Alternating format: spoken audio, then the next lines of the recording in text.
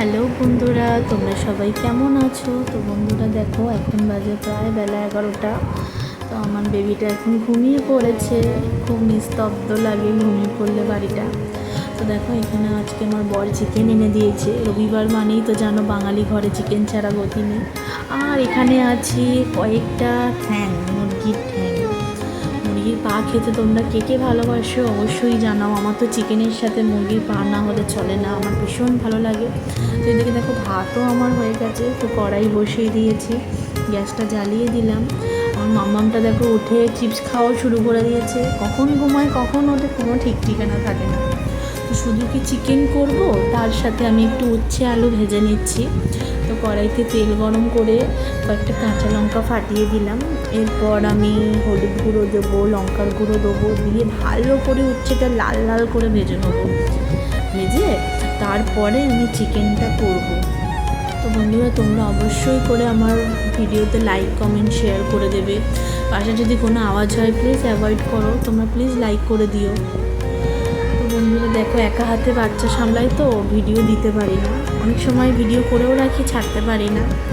তো দেখো, এখানে আমি উচ্ছেটা ভালো করে ভেজে নেবো, দেন আমি ঢাকা দিয়ে দেবো। ঢাকা দিয়ে ভাজলে ভাজাটা খুব ভালো হয়।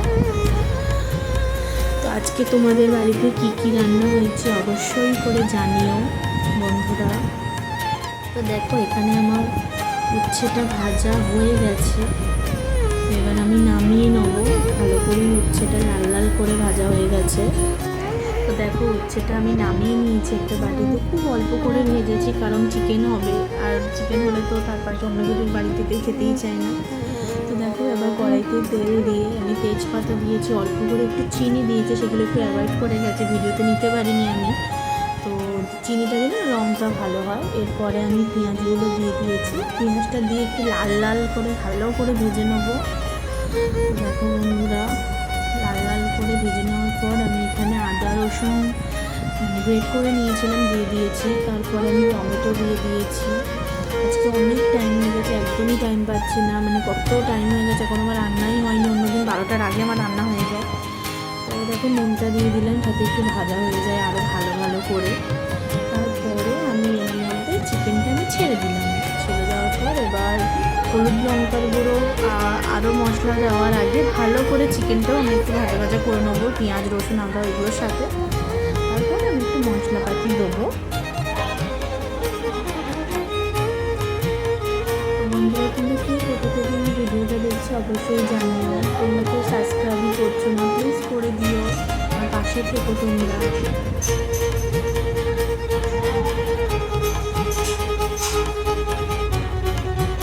চিকেনটা দিয়ে আমি ভালো করে নেড়ে নিচ্ছি। এরপরে আমি হলুদ গুঁড়ো লঙ্কার গুঁড়ো দেবো। তারপরে আমি ভালো করে কষতে থাকবো যতক্ষণ না চিকেন থেকে তেল ছাড়ে। অবশ্যই আমরা যত কষবো ততই টেস্ট। আমি পরিমাণ মতন হলুদ দিয়ে দিলাম, লঙ্কার গুঁড়ো দিয়ে দিলাম।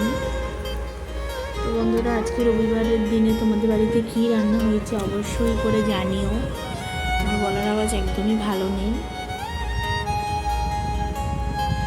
তারপরে আমি ভালো করে কষতে থাকবো যতক্ষণ না এখান থেকে তেল ছেড়ে দেয়।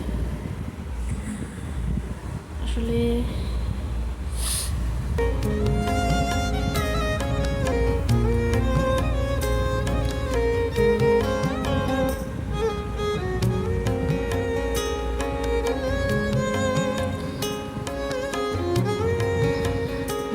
সব কটা রান্নার থেকে না আমি চিকেন রান্নাটাই একটু বেশি ভালো করি, এটা সবাই বলে।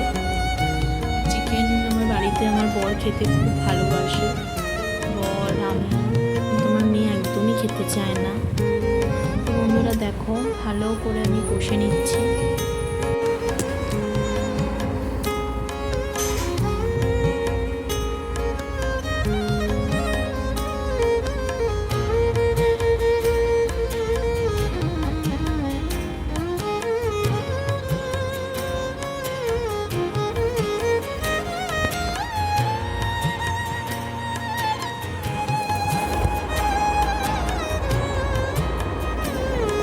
বন্ধুরা, এরপরে আমি আলু দিয়ে দিলাম, কারণ আজকে আলুটা ভাজার একদমই টাইম পাইনি।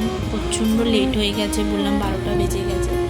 আর এখানে দেখো আমার মেয়ে, আমার মাম্মাম চারিদিকে থালা বাসন সব কিছু ছড়িয়ে একাকার করে দিয়েছে। আমি প্রায় ঘেমে শেষ, ওর পিছনে আমি ছুটতে ছুটতে আমি শেষ হয়ে যাচ্ছি।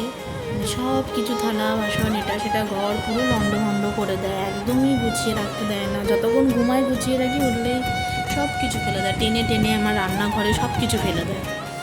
এরপরে দেখো রান্নাটা আমি তরকারিতে জল দিয়ে দিয়েছি, প্রায় এটা কিন্তু আমি 1.5 ঘন্টা মতো কষেছি, তারপরে জল দিয়েছি। তো দেখো কত বাসন পড়েছে, বেসিনগুলো মাজতে হবে। তো দেখো আমি মাম্মামকে স্নান করেও নিয়ে চলে এসেছি, ওর ড্রেস আমি বার করে দিয়েছি। এরপর আমি একটা বডি লোশন বার করেছি, ওটা ওকে মাখাবো, কারণ শীতকাল পড়ছে, চামড়া অনেক খসখস হয়ে যাচ্ছে ওর স্কিন। তো এবারে দেখো আমার চিকেনটা প্রায় হয়ে গেছে, আলুটাও সিদ্ধ। এবার আমি গ্যাসটা বন্ধ করে দেবো। এবার দেখো খুব ভালো হয়েছে, টেস্টি হয়েছে, আমার বর বলেছে। এবার আমি এটা ঢাকা দিয়ে রেখে দেবো, যখন খাবো তখন পরিবেশন করবো। তো এবার আমার বেবির খাবারটা খাইয়ে দেওয়া যাক। 1টা 1.5টা প্রায় বাজতেছে। আমার সোনাকে দেখো আমি স্নান করিয়ে টিপ টিপ করে সুন্দর করে চুল বেঁধে দিয়েছি, মানে আমার বাবুটা খাবে। দেখো খাওয়ার সময়ও সেরকম ঝামেলা করে না, খেয়ে নেয়।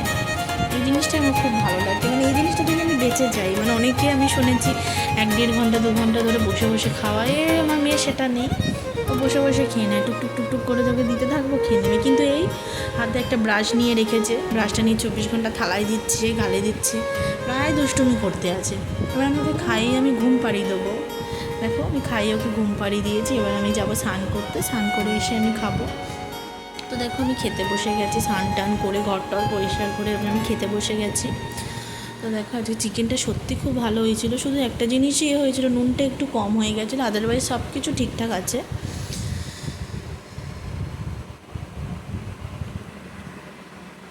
তো এখানে দেখো আমার বর খেতে চলে এসেছে, আমার বরকে খেতে দিয়ে দিয়েছে। আমার বরও আমার মতো মুরগির পা খেতে খুব ভালোবাসে। তো বর তো খেয়ে বলছে খুব ভালো হয়েছে টুনু, খুব টেস্টি হয়েছে। দেখো প্রথমেই উচ্ছে ভাজা দিয়ে খেয়ে নিচ্ছে, তার পাশে একটু কচুর তরকারি ছিল আগের দিন, সেটা একটু গরম করে দিয়ে দিয়েছে। ওকে কচু খেতেও ভীষণ ভালোবাসে, আর চিকেন তো আছে, খেয়ে বলেছে ভীষণ ভালো হয়েছে। থ্যাংক ইউ বন্ধুরা।